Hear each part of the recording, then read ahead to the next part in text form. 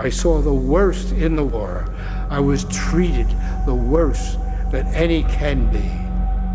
Men were killed, many were starved to death, many were beaten to death. I was able to survive. The treatment handed down by the German guards. I survived while many around me did not survive.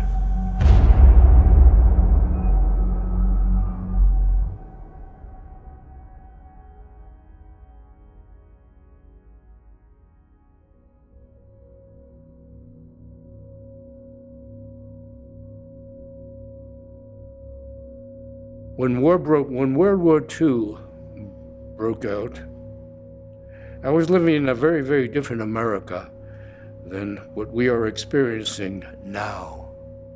The American people were a very, very different kind of people.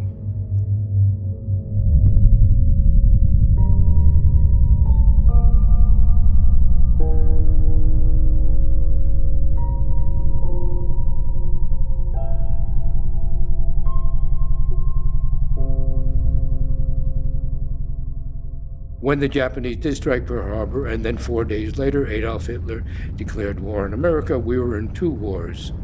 We were a nation, though, that was not really prepared for war, either emotionally or in equipment. We were fortunate at that time to have a president, Franklin Delano Roosevelt, who, without the aid of television, but simply through his fireside radio broadcasts, was able to arouse the American people to understand that it was our war too, and that we were going to have to prepare ourselves for combat. It changed the nature, the thinking of most people in the country. Most recognized that yes, it was our war. To help wage the war, we needed funding. And so it became a public issue, and signs were posted all over our nation. It was the women who stepped forward and filled our factories, many of which turned from manufacturing consumer goods to instruments of war. The U.S. Jeep, landing craft, and so forth. Buried deep in the pages of the New York Times, toward the rear, were the stories about Jews being murdered in death centers, camps, either being burned or gassed to death.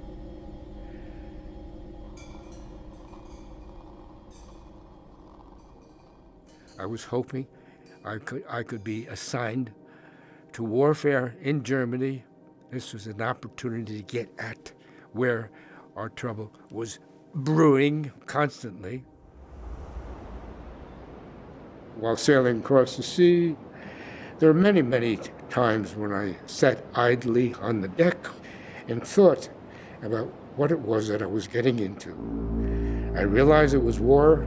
I'd be putting myself on the line, but I never realized how brutal, serious, and in so many cases fatal war could be. And we landed on Omaha Beach, climbed the mountain that our men on D-Day fought up with German guns pointed at them all the way there. We climbed to the top. I was assigned to the 6th Armored Infantry Division in General George Patton's 3rd Army. I engaged in 3 battles during that time. The third was the Battle of the Bulge, which was the worst battle in American wartime history. The Battle of the Bulge was the final effort. We had driven the Germans all across France, and now we were driving them further back. They developed a wonderful strategy. They somehow infiltrated through our lines, got behind us. They had us surrounded. We had lines stretching, though, 75 miles north to south, south to north. British, American, Canadian troops, all there. The Germans did break through. Pure chaos in American ranks at the time. The 106th Infantry Division that I had trained with lost 75% of its troops the very first day.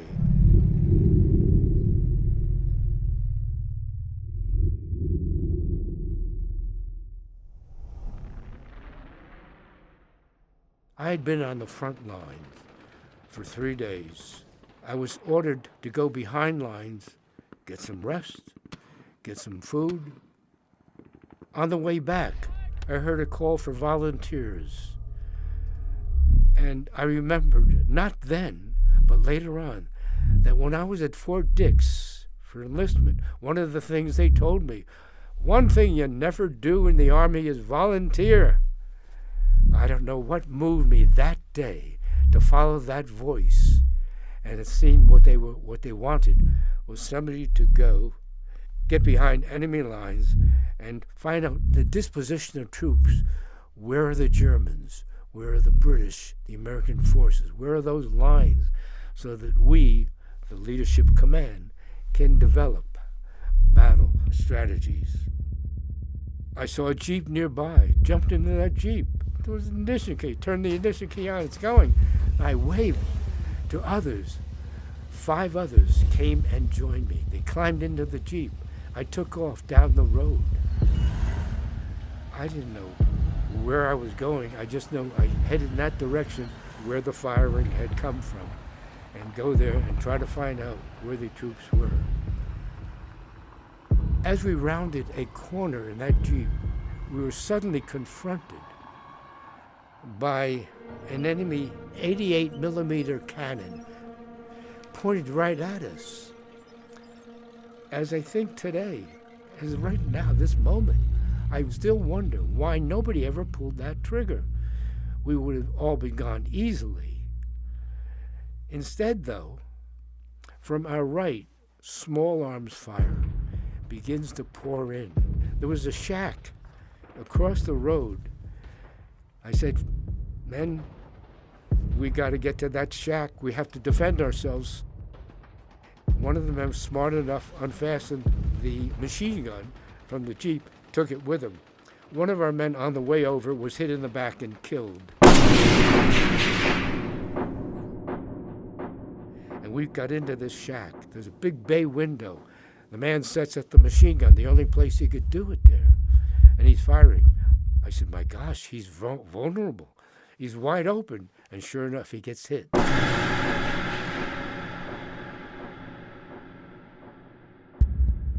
There was a term we used in combat called battle readiness.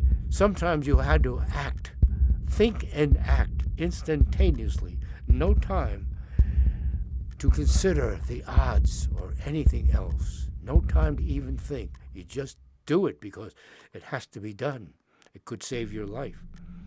So when he toppled over, I did the only thing I could do. I jumped in front of that machine gun and started firing.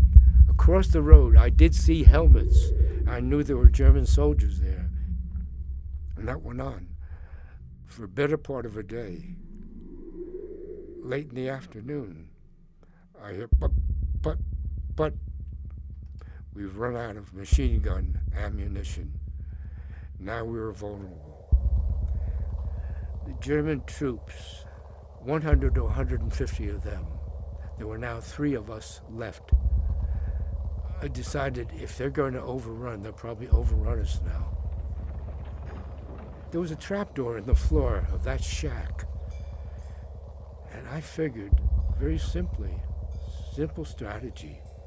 Let's get down there in that cellar, wait till darkness, and then come out and try to infiltrate through the German ranks and ultimately get back, perhaps, to American lines.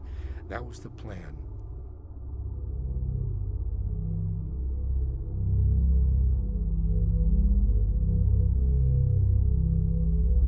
At the end of that first day of battle, a notice was issued throughout all the American ranks. And on that list were those killed, wounded, missing. My name appeared on that list. There was a man. He was a company clerk in another U.S. division. He saw my name on it. And he immediately, as a company clerk, he had access to radio and to a typewriter. And so he radioed throughout the area. If you see this name again, to all the other operators in the other operating divisions of that area.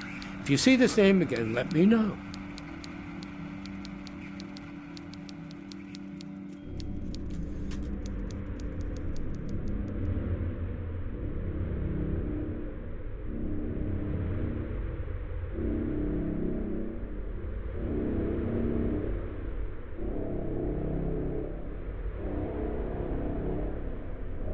Those who were wounded, one of them was moaning. And when the Germans did come down and take over that shack, they heard the moaning. And I remember a picture that is still, many, many years later, decades later, still vivid to me. I looked up and I saw a ring of black automatic guns pointed down at my face. And behind each one of those guns was a German soldier. Motion. So we came up, we took the wounded up with us too. They took the others away. The commander, a German sergeant, then took charge of me. And he put his rifle barrel on my back, pushed me out the door and across the road. And then I see foxholes all over the place. No wonder they were tough to hit. They were in foxholes, protected all that time. Just at that moment, when we get to that foxhole area, heavy artillery starts to pour in right in that area. It was either British or American. And he jumps into the foxhole. Shrapnel, pieces of metal are pouring down all around me. If anyone hits me in the right spot, I'm dead. So I try to climb into the foxhole and takes his rifle, puts it against my chest. 9, 9. I wanted to run. And I looked around. The odds were 0, because in every bunker there was either a soldier or a guard with a machine gun or a rifle. So I wouldn't get more than couple of feet and I'd be shot dead. The only thing I had was conversation. You must have luck to survive. It is my good luck that this man speaks English. How do I know? I said to him, "What will you do with me?" And he looks up at me and he says, "I have to kill you."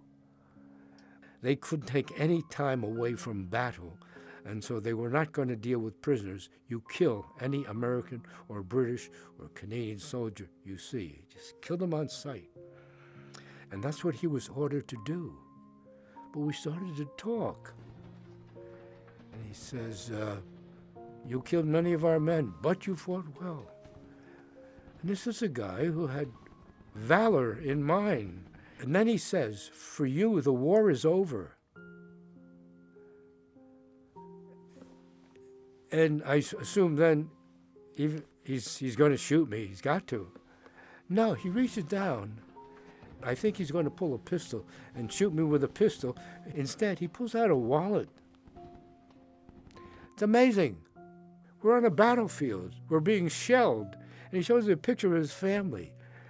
And he says, "Next year, we will be in that big city of yours." He meant New York City. And he was a good Nazi, too. And he presumed that they would win the war. And yes, he was going to take that wonderful family to New York City. Wow. But he looks down, and then he looks up.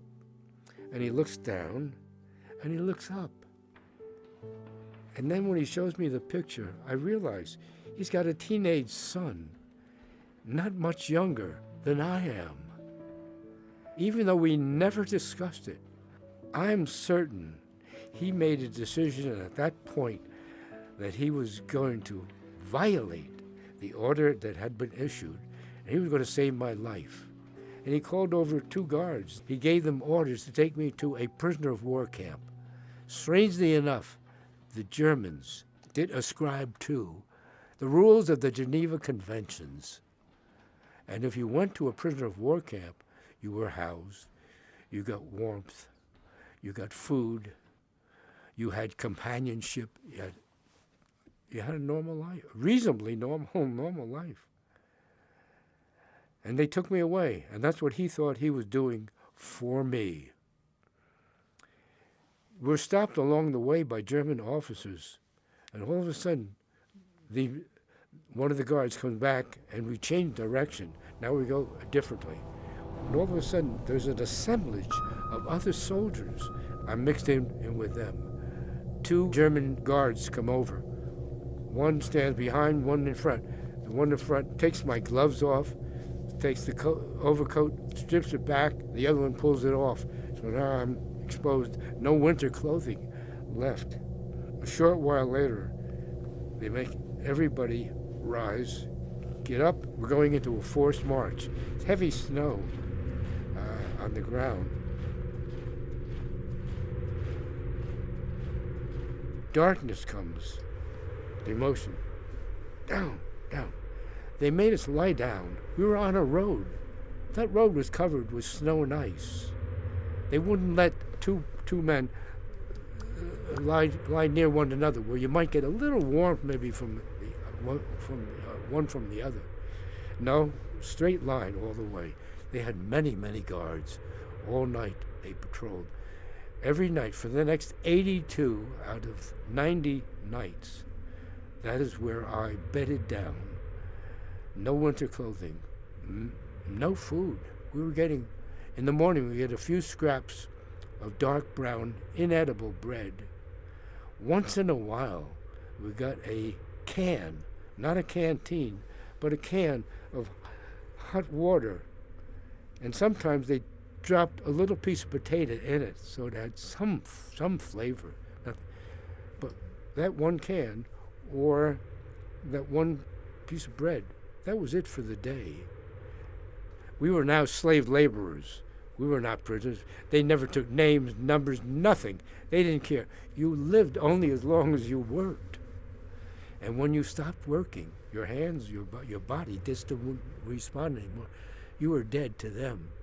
And you were left on the side of the road to die, or sometimes you were shot for some infraction. Telegram was sent to my family. Every family in America with sons or daughters engaged in warfare hated to see that Western Union man walking up the walk, because generally it was bad news. And my folks got a telegram that says, your son reported missing in action. If there's any further news, we will let you know. There was no further news, and they believed that I had been killed.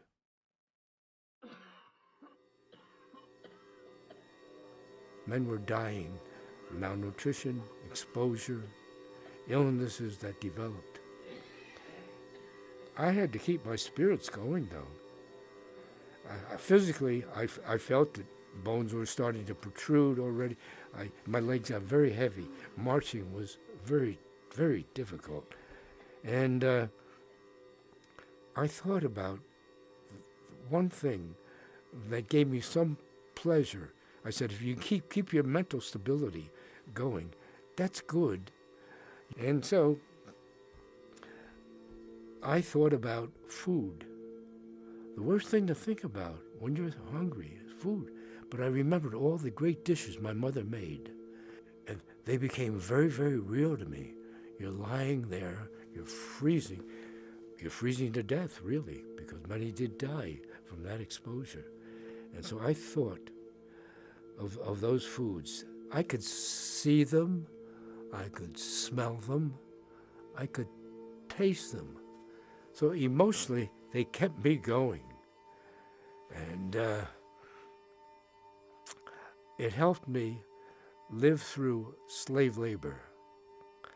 as laborers, we were required to rebuild the railroads that American and British planes bombed. They needed those railroads because they were carrying supplies to the troops we were fighting against. But if we could disable those railroads, what a triumph that would be.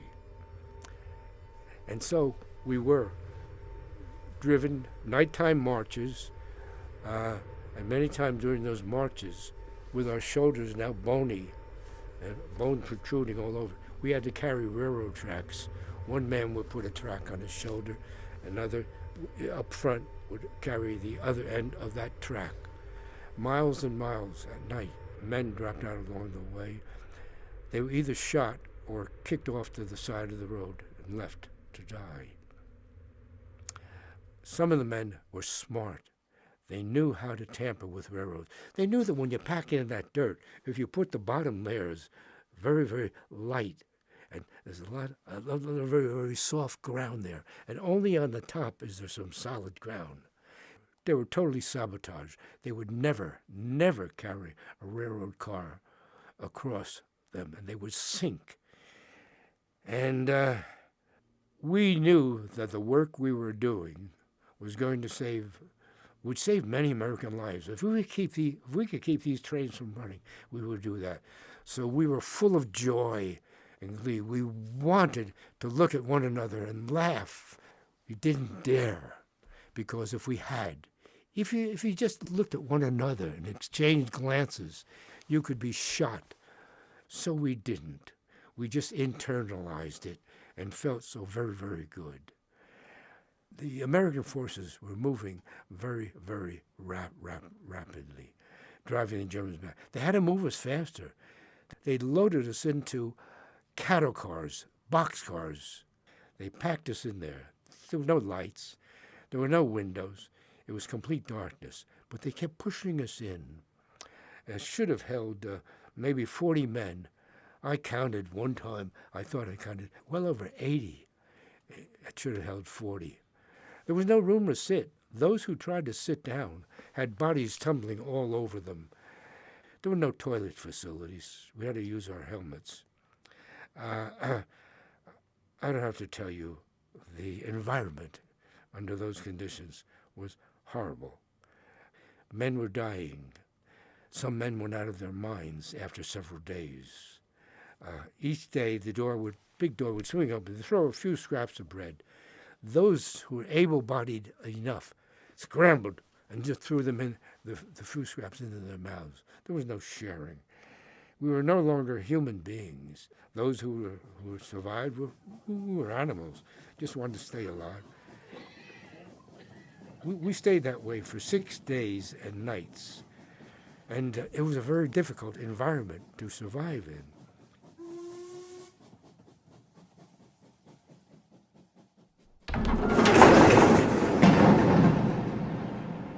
Eventually, the door did open. They pulled us out. They put us into a forced march. I wasn't able. I had drawn frostbite in my right foot. I couldn't even wear a shoe. The foot swelled beyond the shoe, and the pain was so great, I wanted to scream. If I screamed, I would be shot. No questions asked at all. Fortunately, again, luck. They stopped us. They stopped the march. Told, sit down. Wow. That gave me the opportunity to take off that shoe. I had to hide it. If they saw that empty shoe, they would look for the person who had only one shoe, and they would shoot him. I had to hide it in the bushes nearby. The only winter garment I had left was a scarf. I took the scarf, wrapped it around that foot. I did develop frostbite.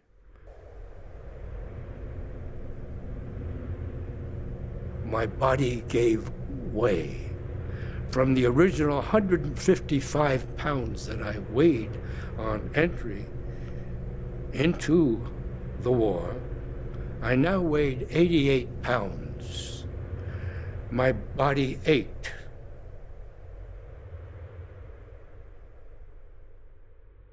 I knew I could not take any more marching. I knew I had to escape. I got to escape. I saw the way the guards were posted and the way the troops were. And the guards were posted sufficiently far enough from one another so that if our part of the lineup of troops went to the right, there would be a blind spot where we would not be seen. There were 2 American prisoners. Well, going it with others would have been easier, I thought to me, and they're Americans. I couldn't turn my head to them. I looked at the corner of my eyes, and only with my hands I showed them. The signals were enough for them to understand. And when we were positioned just that way, I gave them the signal, and we threw our bodies over the hedgerows, and we lay there. We had escaped. We were free. We crawled into a town. It was a lovely little village. And as we got close to the town, though, I heard the same sounds that I had heard on the battlefield. I heard cannons. And then I saw soldiers. Oh my gosh, we had escaped to a Nazi staging area full of troops and munitions. I had to crawl through back alleys, keeping out of view. In the distance, I saw a house. Something about that house just struck me. And again, luck, instinct, whatever it was, I said to the other 2, that's a safe house. How do you know? I don't know how I know, but I know that's a safe house.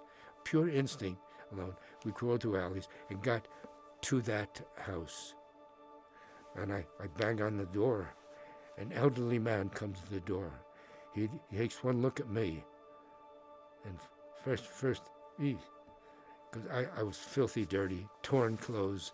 All I had was a thin jacket. And having slept on the ground night after night and worked on railroads, etc., the jacket was in tatters.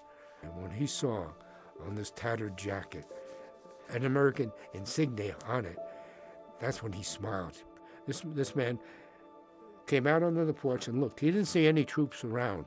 He grabbed at me, pulled me in, and the others came with me. We start to talk. Again, luck. He calls his wife. She comes laden with soup. 3 bowls of soup with meat in it. I hadn't eaten in days. I could not take the meat. I just couldn't swallow anything. But I was able to take the soup. I don't have to tell you how delicious that was. Years earlier, he had been to Pittsburgh, Pennsylvania.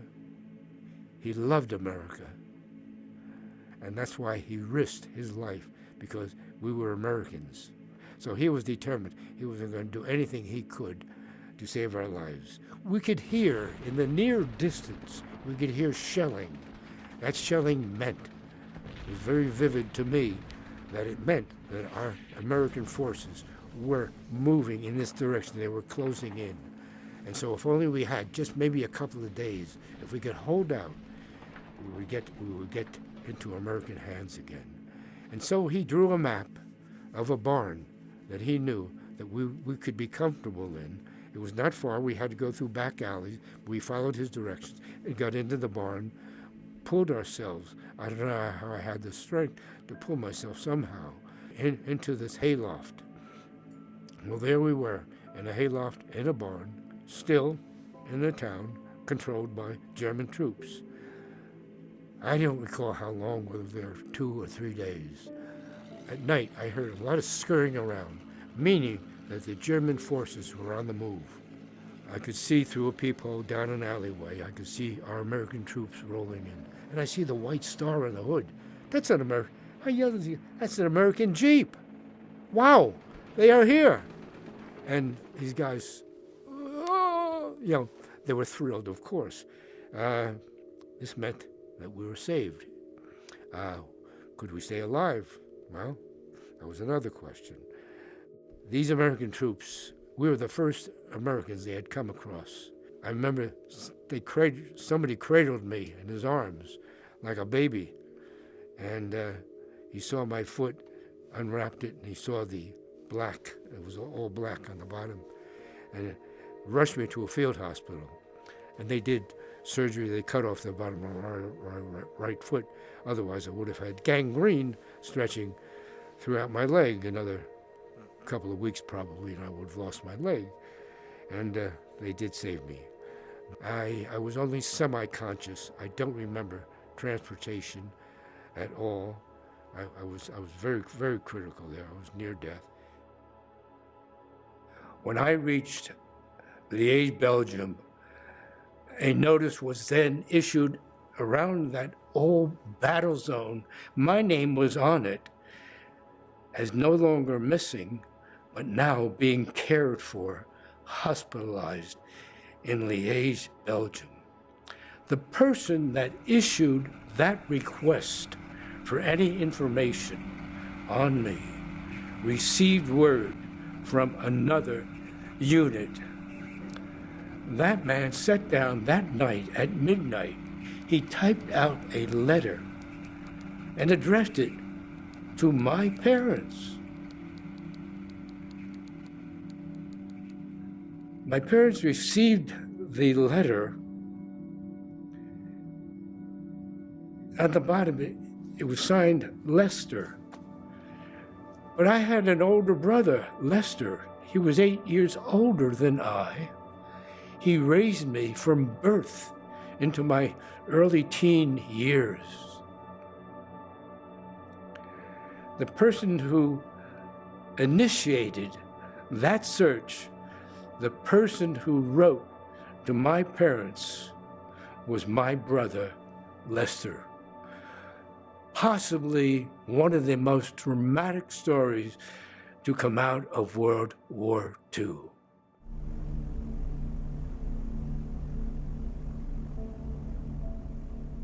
Don't have to describe, I don't think, what it felt like.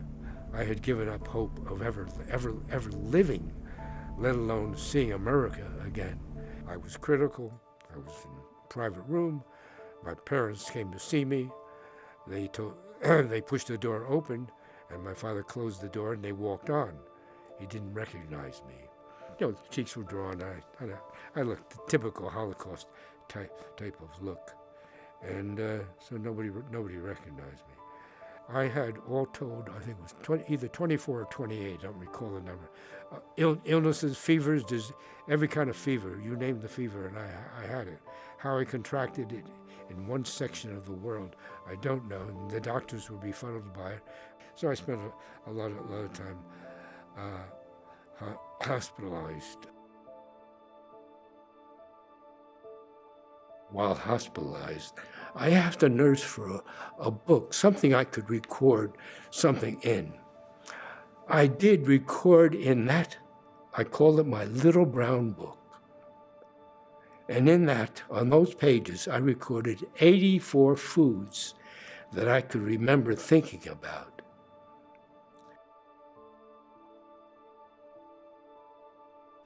When I became alert enough to do so, I had many sleepless nights while hospitalized. And a voice kept taunting me and kept saying, "Bob, you should have been dead many times, but you're alive. And what are you going to do about it?" And I knew at that time that I would devote the rest of my life in some way to humankind. My life was saved. I was going to devote it to saving other lives in whatever way I could find. The last 60 years have been devoted to that, to a lot of it through statewide and some federal Jewish organizations that would serve humankind, people who needed guidance, counseling, homes for the elderly, a whole string of agencies that I served, put my time in, and I've been honored, rewarded many, many times over. And I have recognized recently that the American people still do have one thing in common with those of us who were raised during the 1930s, 40s, and 50s. They still do recognize valor. They still do recognize the achievements. Not enough for these soldiers who are fighting recent wars, but certainly those who fought in World War II. People ask, Bob, you're 96 and you're very, very active. You're speaking to many, many people. You go to schools, you speak to these school children. What drives you? And I said, just simply one word, being engaged. And I can tell you that I will continue doing that. 96 may be old in years, but I have enthusiasm for the work that I do, which is prolonging the memories of the Holocaust, the slaughter, the wars that this nation and others went through during that period. And I can promise I will continue doing that as long as I'm allowed to continue this thriving life. Thank you so much.